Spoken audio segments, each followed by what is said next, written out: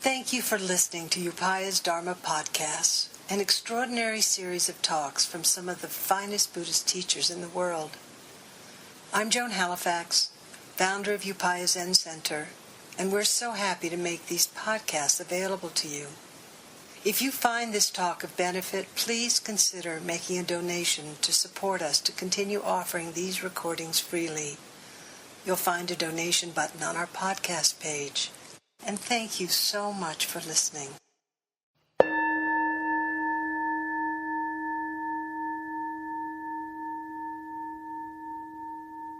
This is Dharma Podcast at dharmapodcast.org.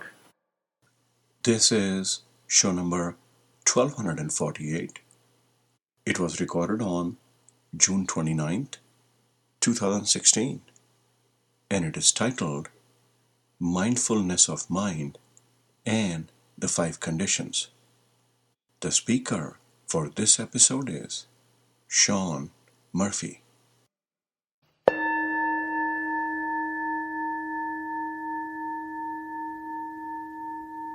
So, hello everyone.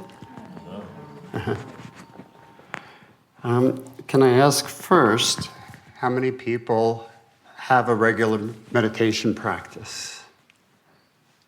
Ooh, a lot of people, good. And can I also ask how many people present sometimes find your minds and hearts doing things you'd rather not have them do, but you can't seem to do anything about it? Yeah. So that's what the talk is about tonight. And specifically, it's about our stories and the stories we build in our heads and the way we get them mixed up with reality and cause ourselves a whole lot of trouble. And so I came with a story tonight. So I'm going to tell you what my story is, and then I may just abandon it altogether. This seems really loud, is it? No, it's not. Okay, it's just. How's that? Can you all hear? Okay, yeah. Yeah. So, funny thing happened. Somebody from Upaya wrote me a while back. Natalie Kalia, I think, is Natalie here? No, she's okay. And this is maybe a couple months ago, and she asked me for a title for my talk, which was scheduled a long time back. And I'm a fiction writer by trade. I've written 3 novels, and then One Bird, One Stone, my book about Zen in America. And so when somebody asked me for a title months ahead, I'm creating a fiction. So I said Mindfulness of Mind and the Five Conditions, which is actually something I often teach. I teach at the University of New Mexico. Meditation for credit, how do you like that? In Taos. And until the governor and the legislature just closed down all of the upper division, which means junior and senior programs. Until that happened this year, all over the state, except for at main campus, I had sometimes, some semesters, 3 classes, like 50 or 60 students for meditation for credit. So anyway, it is a subject that I teach, particularly these exercises, which I want to share with you tonight. I don't usually teach them from a prepared talk. I usually, they just come up at the appropriate moment in the class. In fact, I don't usually even do prepared talks here, but tonight, this is still my story. I'm going to try a prepared talk for 2 reasons. Because after Natalie asked me for a title, then my own teacher, Jerry Shushin-Wick, who some of you probably know, he's a Dharma brother to Joan Roshi. So meaning they're from the same family. And I was on a retreat last week, a session, Zen week-long retreat. And he asked me to come up with a talk for the opening day of the retreat. So I thought, well, 5 conditions and mindfulness of mind, why not? and also at the same time, there's this symposium happening in Taos, second week in July, the Simple Symposium, which stands for Symposium on Integrative Medicine. For people like U if you spell U-E-W-E. I don't know. Anyway, there's an acronym. Symposium on Integrative Medicine for people like you. So they're doing what they're calling Taos Talks, which is like a takeoff on the TED Talks. And so they asked me to do a Taos Talk, which is a 12-minute talk, and they asked me for a title. So what did I say? Mindfulness of Mind of the Five Conditions. So I thought it might be fun. So basically, I had to write a 12-minute script for the general public about this subject. And then for my own teacher at the retreat I was at, I had to write a 30-minute version of that to deliver. And, I don't have a clock here, this is dangerous. Okay, how much time do I have? I have like 40 minutes, right? Yeah, 35. 35, okay. All right, so what I thought is it might be fun to mate these two things and have the 35-minute version of this talk. So, which means I will then end at 6:30, right? Yeah. So with your permission, I'd like to deliver the Taos Talks version, which is 12 minutes long, and try and do it from this page, which because I think it introduces the subject pretty well. And then I'd like to share some of the other stuff, which is about my own journey and how I've used this, which I was able to talk about in the retreat, and I won't be able to do for the general public in Taos Talks. So this first 12 minutes I'll be reading, and it comes to a conclusion, and then I'll reopen it again. So think of it as the first movement of the talk. A question I often ask college students in my meditation and mindfulness classes at UNM Taos is, how many negative events does it take to make a bad day? People sometimes say just one, more often two. The most common response is 3. I think this is an experience we all recognize. 3 events or less can create a negative mood that will hang on and color our entire day. But think about it. How much time in the day did those 3 events actually take up?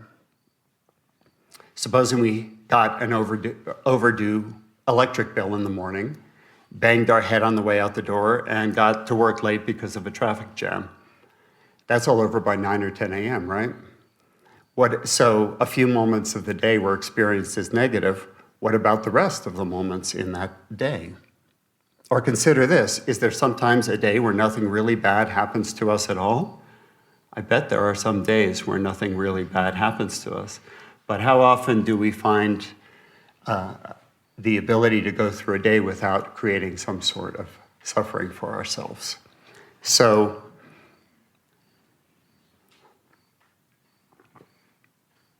just out of interest, can I ask all of you in the audience, how many of you experience stress, worry, anxiety, or some form of suffering on a daily or almost daily basis? Or maybe I should ask how many don't. I've been meditating for 30 years, and I have to say I don't experience it daily. I experience it weekly, probably, some bad weeks more than once a week, but I don't think I experience it daily. I'm a little concerned about our society in that when I ask that question, like I do with my college students, most of them say every day. So what's going on here? It's worth considering that as far as we know, this is a problem that's unique to adult human beings, or maybe post-adolescent. Human beings above a certain age, or at least above the age where we start school. All of the other creatures that share the planet with us, near as we can tell, when they're not actively hurting, as long as they have enough to eat and a safe place to sleep, they seem relatively content with their lives. So consider a chipmunk. There's probably plenty of chipmunks on the grounds here at Upaya. Do you ever see an unhappy chipmunk? Not really. The only unhappy ones I've ever seen are in the mouths of cats, which you do see sometimes. Unfortunately, our practice can't do anything about absolute moments of suffering like being in the mouth of a cat. But it can do something about all those other moments of suffering that we cause ourselves, which is actually the majority of the suffering we all experience. Even for a chipmunk with a relatively short lifespan, wouldn't most of the moments of his life be pretty okay?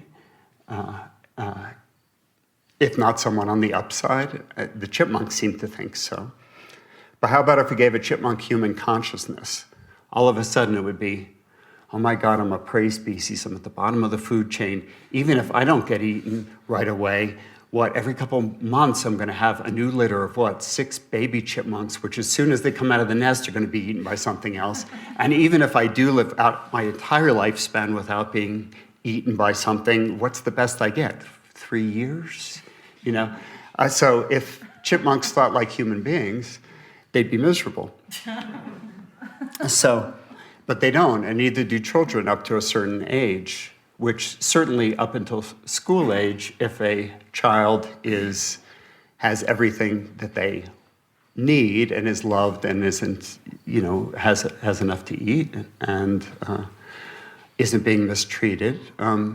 Most children are pretty excited moment to moment about simply being alive, aren't they? Isn't that the normal condition of children when they're not actively hurting? When they're actively hurting, they cry, but when it's over, they're on to the next thing. So what happens to us adult human beings that the rest of the creatures that share this world don't seem to be afflicted by? So I want to share a system of understanding this human problem. It's a model. This model actually came to me from Bernie Glassman, who, as many of you may know, was the first teacher in this Zen lineage that we're all a part of here at Upaya and that my teachers are part of it. The White Plum lineage. Bernie Glassman, he was one of the first Americans to receive the Dharma transmission or authority to teach Zen. When I was at Naropa Institute, around 91, 92, Bernie was on the board there and he was coming quite often. And he gave some seminars to the few of us who were Zen practitioners. I'm off my talk now, all right. And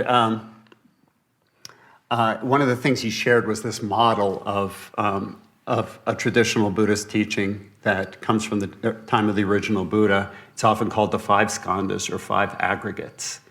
And it's a way of understanding how we human beings, adding to our direct experience through what we do with our minds and hearts, create what ordinary consensual human reality looks like. In other words, we often hear this phrase that we create our own reality. This is a description that comes from Buddhism of what that means exactly.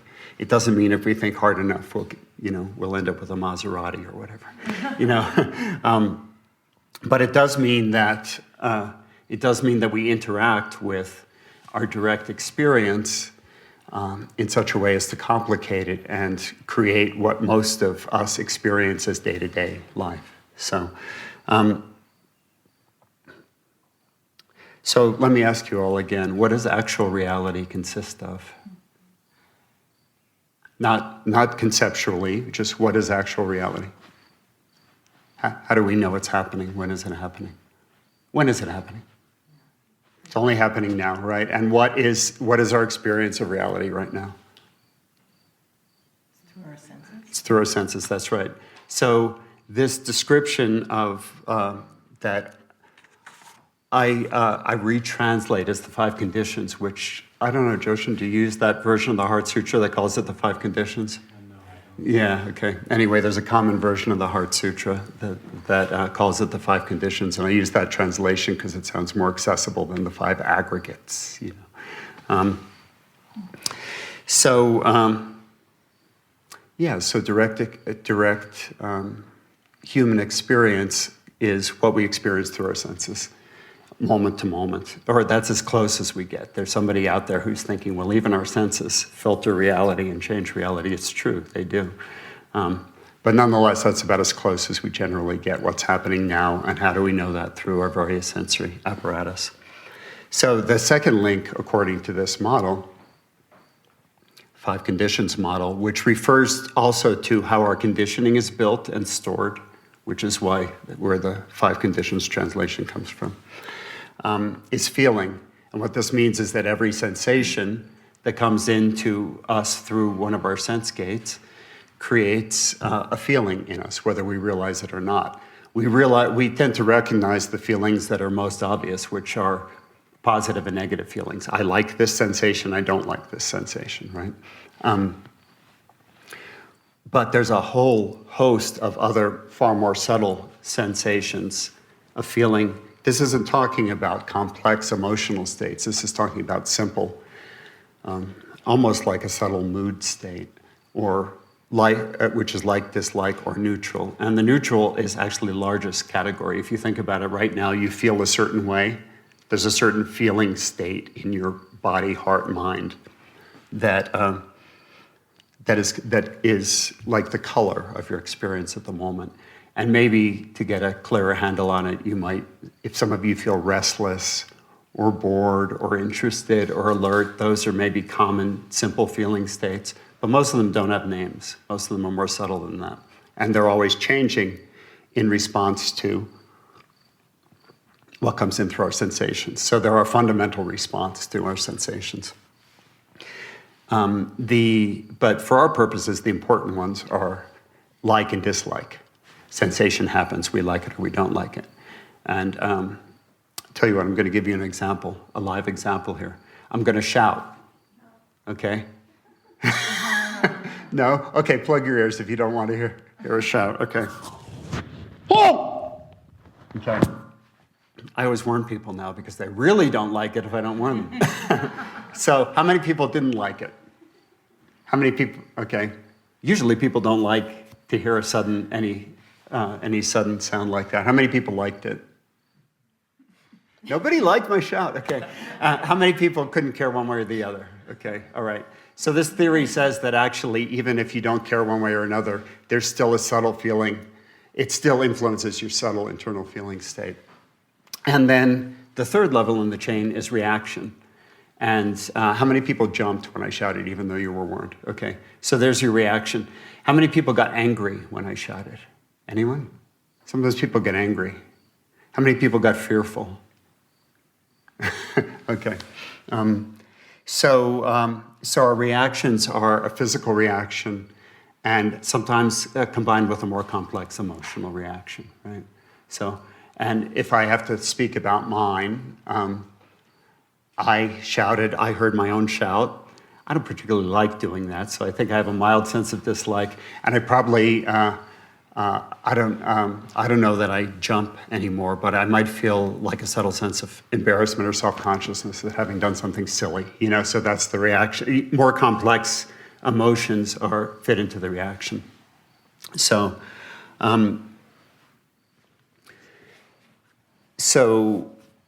the fourth level is where it starts to get interesting because animals, children, and even plants share the first three levels, right? I say plants because plants can somehow feel sunlight. I don't know how they do it, but they somehow know where the sunlight is. They perceive it. They somehow know that it's good for them, and they'll slowly turn towards the light, right? So that's sensation, feeling, and reaction. So that's shared by all creatures on the earth. Where it starts to get human and problematic is the fourth level, which is interpretation. This is where our mind catches up with what just happened. So another example, for instance, if you touch a hot stove, you have what would the sensation be?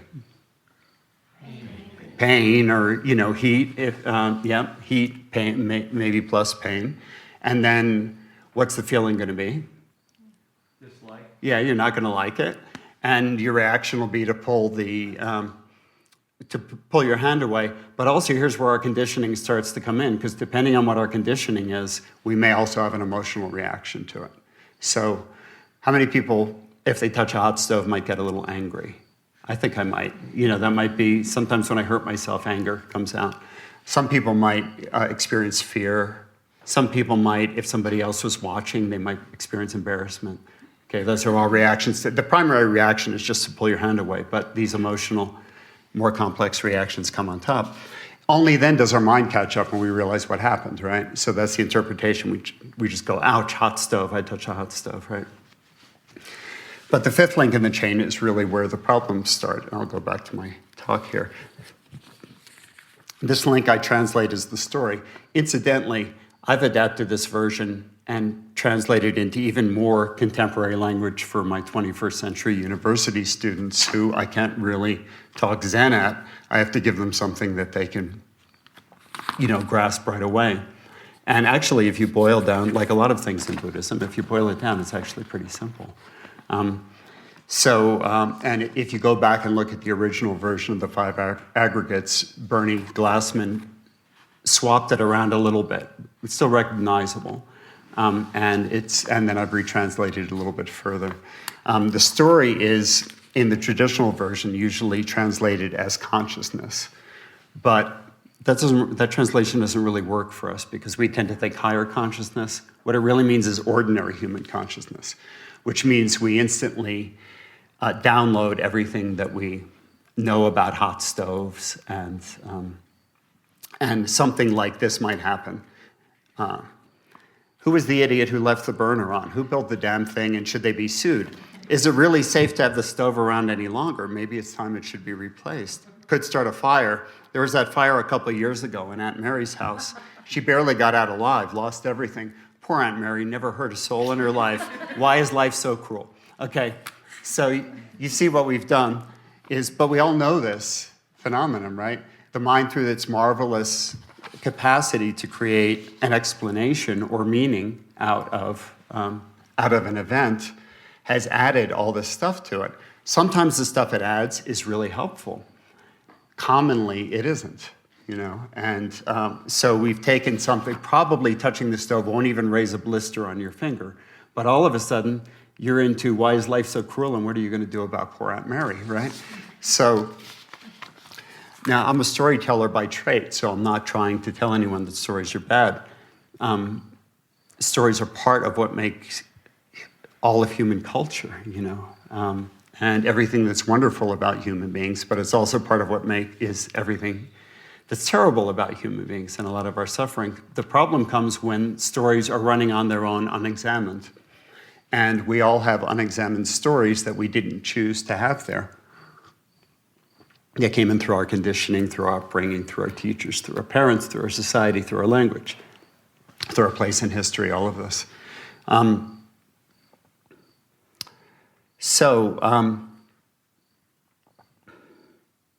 So the cure for this is, of course, meditation practice, because every time we let go of the thinking mind and return to our direct experience, one way to boil down what meditation is, there are many, many techniques, right? And all the students I get at the university are mostly in the holistic program. So sometimes they've taken Tai Chi, Kundalini Yoga,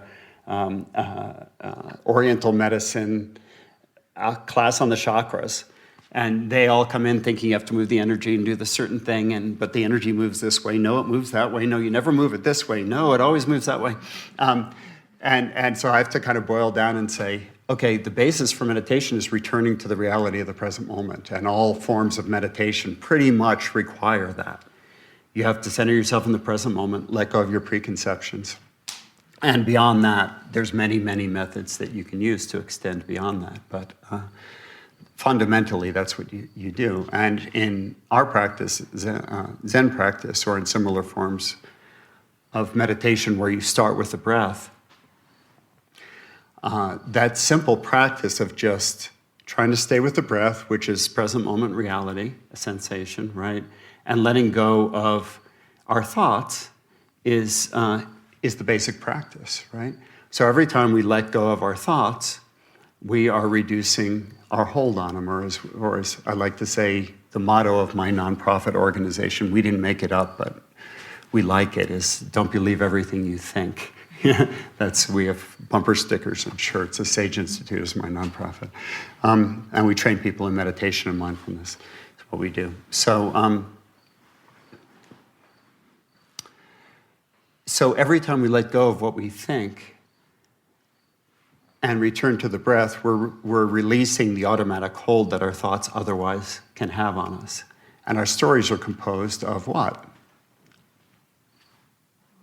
Thoughts, right? So there's something very big we're actually doing in this simple thing that we think we're doing when we're meditating, which is just centering ourselves in our breath.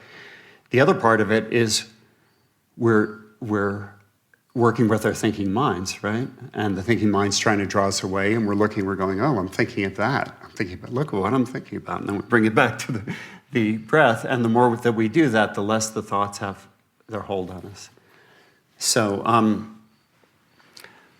so the active form of this is mindfulness. And if we get accustomed to looking at what our minds are doing in this way, that's one of the traditional foundations of mindfulness, as taught in the original Buddhist canon, which is mindfulness of mind. We notice what our minds are doing. And in most cases, we're going to return to direct reality. So, of course, sometimes, as adult human beings, we need to think of things that aren't happening right now, and that's fine. You know, maybe our kid's having trouble in school, or maybe we're planning a career change, or maybe we're taking a college degree, or we have to move, or whatever. So there's no problem, basically, with this capacity of the mind to create stories. In fact, you wouldn't be able to build a Zen center without the capacity of the mind to learn from the past, store all sorts of information about how Zen centers are built, and construction materials and all the other stuff that goes into it, and to plan it and then execute it, right? But the problem is that's not all we're doing. Those of us who have a working or successful path in life usually have figured out how to do that along certain lines. And then there's, outside of that box, there's all sorts of other stories just running themselves. So I want to share a little bit about how to use this and how some of my students have used it and how I've used it. How many of you, and this is something I asked my college students first week of the class, how many of you have an issue with finding yourself worried about things that are probably never going to come to pass? You know perfectly well that they're never going to come to pass, but nonetheless, you can't stop them from running in your mind, and sometimes maybe they even keep you up at night. Okay, so I find that a good percentage of people who show up at my talks and classes have that issue, more than half. Maybe it's society-wide that, you know, everybody's got it in this society. The other one that's really, really common is negative self-talk. How many people, and you don't have to admit it, but how many people have a voice that sounds in your head that tells you you're not good enough, or you can't do, or you'll never succeed, or et cetera? How many people have that?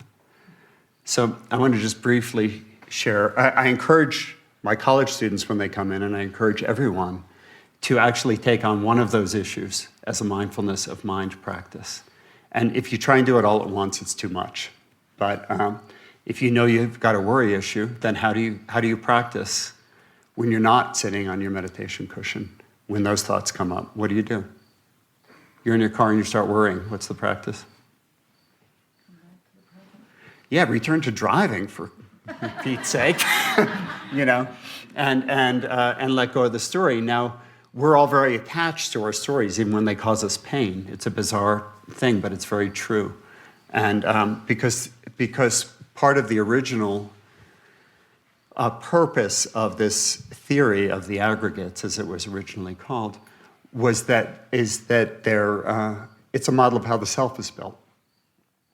So it's scary to take away the things we worry about, because that's something that unconsciously we think is part of me. But actually, what are we learning in meditation? Are our thoughts the fundamental part of us? They're part of us, but you know, the brain secretes thoughts like the gallbladder secretes bile, right? For some reason, we identify with our thoughts. We don't identify with our bile, but we tend to identify very closely with our thoughts and with our feelings, right?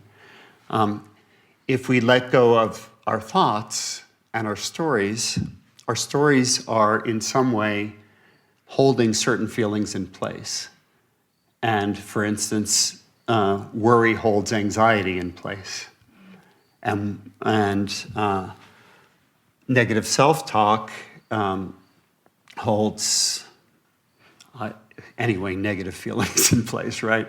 They're kind of yucky feelings. They're feelings we'd rather not have, and yet we're constantly reinforcing them through the thoughts. Well, guess what? If you can unwind one of those patterns of thoughts, then you're left with a raw feeling, which is uncomfortable. And the thoughts are actually trying to protect you from that. Your worried thoughts are trying, oh my God, I don't want to feel that anxiety. So let's, try and control it through creating stories that we can head off at the pass so that we don't have to experience fearful situations. It doesn't really work very well, does it?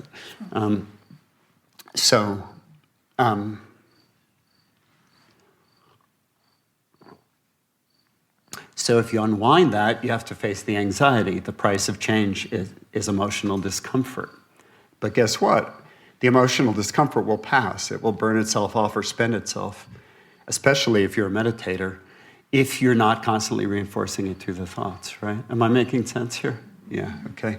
So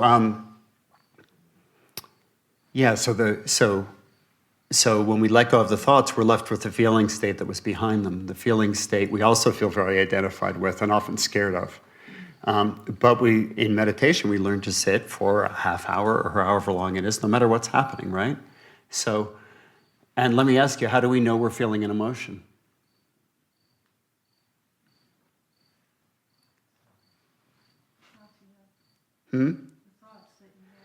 Well, the thoughts reinforce it, but how do we know the raw emotion? Yeah. Yeah, there's an internal sensation. Yeah, there's an internal sense of what we're feeling that is, and if I, how many people have ever felt grief? Where do you feel it? Sorry, oops, excuse me. This is coming to grief, okay. Yeah, we experience it in our bodies, and for most people, it's pretty consistent. Some people in their belly, some in their throat, some in their heart. So we actually have a physical sensation. And there's also a more subtle sensation, which is maybe a chemical endocrine sensation inside. But if we just get to the raw feeling, and if we can take away the story that's explaining it into something bigger, then that feeling, for instance, grief in the heart, if you sit with it for 10 minutes and let yourself go into it, you might find that it's not such a scary or awful feeling, that it's actually, if you've ever lost a loved one, and that's what you're experiencing grief over, and you let yourself go into that grief, a lot of times it's an interesting mixed feeling of, yeah, there's some pain, but there's also love there. And if you were to shut off the grief entirely, you'd also shut off the love connection that you have to that person even when they're gone. So our job as meditators is to return to direct experience and not to the thoughts that are pulling us away from direct experience. So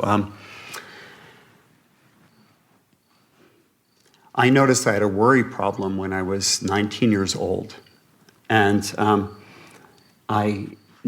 I noticed this because I was a smart kid, but I was a scared kid. I'd had a tough upbringing in some ways, and I was a pretty fearful child, adolescent, and even young adult. And I didn't really understand that I had a worry problem until I started to notice about the time I went to college that I had these two things that I worried about that were really absurd. I used to worry about becoming paralyzed or going blind. Now, I had a friend who was paralyzed in college, and so maybe that's what got under my skin. And I don't know why I worried about going blind, but somewhere along the lines, when I was in the counterculture, this was in the 70s, I was at a friend's house and I was looking at a bookshelf and there was this book called Awareness. I didn't have a meditation practice yet. And I never even read the book. I just picked it up and thought, how interesting. And I read on the back, and all that was on the back was a paragraph saying basically, awareness was cool. Try practicing it. I thought, that's a good idea. I put the book back and I started practicing awareness. Well, one of the first things I noticed was that I had these two recurrent fears and that they weren't very, that perhaps maybe there was something I could do about it. I don't know exactly what it was, but but finding that book made me feel like maybe through awareness I can do something. Because I knew, the chances are that I wasn't going to be paralyzed or blind. And even if it did happen, which is certainly possible, preparing for it in advance wasn't going to help. I mean, I suppose I could study Braille and get a wheelchair, but I'm probably going to be wasting my time, So I started just somehow figuring out I started practicing awareness, which of course is mindfulness, I came to know later. And then I noticed when I had thoughts that they would pull me away from awareness. And so I started practicing with letting go of the thoughts. And that was my first meditation practice. I didn't know it, really. Guess what? How long did it take me to get over my worry problem, do you think? Years? So it can take years if it's deeply embedded. This did not prove to be a deeply embedded one. I was over it in a few months. It was really remarkable. Not only that, but I'm in my 60th year. I'll be 60 this year. I haven't been worried with any regularity ever since. And I can tell you that a life without, once I caught that mechanism, I wasn't going to do it to myself again. And then, of course, I started getting interested in meditation. And then at a certain point, I got into practice. And that I understood how that function worked. And I just never gave it room to grow again. And what a relief. What a relief. Gradually, anxiety, I had a lingering kind of existential anxiety problem that probably lasted into my mid-30s. And then my practice eventually took care of that. And I also had a depression problem, took care of that too. And it's so nice to be free of this. The depression problem was linked into the negative self-talk thing. And just briefly, that was a much harder thing for me to overcome. I was working on my first book through my 30s. It took me 12 years to complete. And when you're in your 20s, you get a lot of license to live an alternative life. But once you get into your 30s and you have no recognizable means of support, and you're just doing odd jobs, and then you're holding up at a cabin to write, but first your family's really interested. The first couple of years, you tell people you're writing a novel, they're really interested. They ask you about it all the time. After 3-4 years, you know what, they stop asking, 5 or 6 years, if they have to sit next to you at a family event and you start talking about your novel, they'll talk to you about it. After 8 or 9 years, you walk into a room, everyone leaves. Nobody wants it. But at a certain point, nobody but me ever believed I would complete the thing, And during that period, I did have a regular meditation practice, and every time I sat down to meditate, just all these negative self-talk thoughts would come in on me. You're not good enough, you're not as good as Hemingway, there's too many books in the world, you'll never get this thing published, you'll never make any money. Well, that was true. But anyway, the rest was all false. Was all false thinking. And I went through a period of, might have been as much as a year or longer, where every time I sat down, I felt like I was in battle for my life with these thoughts. And of course, it was really reinforced by, every time I talked to my parents, well, what are you going to do next? And then women will stop dating me, and their parents told them to stay away from me. And, everyone starts to think you're a loser. All I can say is that getting onto that stuff, it sounds very mechanical and maybe not as esoteric as what we sometimes do in Zen practice. And I love the emptiness of sitting. And I tell you, even coming in here for 15 minutes and sitting in a chair, this place has such a vibe to it from all the sitting that's happened here that it's like a tractor beam just pulling me in. I mean, that emptiness of sitting is wonderful. But it can be important to understand some of the theory that goes with it and to understand, wow, this can unwind the things that are making our lives a misery, because, and here's a way to figure out if this is happening to you. Of course, the point of this, what I tell my college students at the beginning of the semester is, a lot of them will never meditate again. I want to give them something they can use, So I say, I just want you to leave the semester knowing the difference between reality and our stories about reality, and being able to do something about it. Because as I learned when I was 19 years old, you can practice mindfulness to some degree and make some gains even if you don't have a meditation practice, although meditation practice gives you the muscle to really do it, But I can just tell you from my own experience that when it's said that this practice is to relieve you of suffering, it's not kidding. You know, a life without that negative self-talk, that never came back either, you know? And and with these two things went away the afflictions of anxiety and depression. And, you know, it's now 20 years on, and life is so much better. But, you know, I give this advice to people all the time, and so few people will take it on. Because what you have to do is when that negative self-talk voice comes in, you have to let go of it 1,000 times and then 1,000 times more. Well, guess what? That's only a week of practice. You know, so it might take you a long time of concerted effort. But even if it takes you a year or a couple of years, you know, my experience in working with people, because I work in this very mechanical way with college students, right? Because I might only have them for a semester.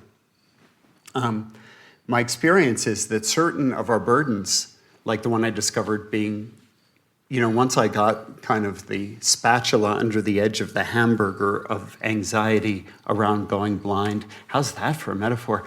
Around going blind or getting paralyzed. Once I kind of got under the edge of that and flipped it over, there was nothing to it, you know? And a certain percentage of our pain is like that. What we carry is not that deeply rooted. Then there's some stuff, like for me, it was the negative self-talk that was much more deeply rooted, much more difficult. And then, you know, for all of us, I think there's central life issues that we may always be working with. But, you know, I think for most of us, if our psychic and emotional pain was reduced by a third, you know, that would be a big burden off our shoulders, you know. So I really encourage you to take on the practice in a very concerted way, not just when in your sitting practice, but to transfer that to your everyday life and in a concerted way and really, really do it. I think you'll be surprised if you really stay on it of the results that you can have. And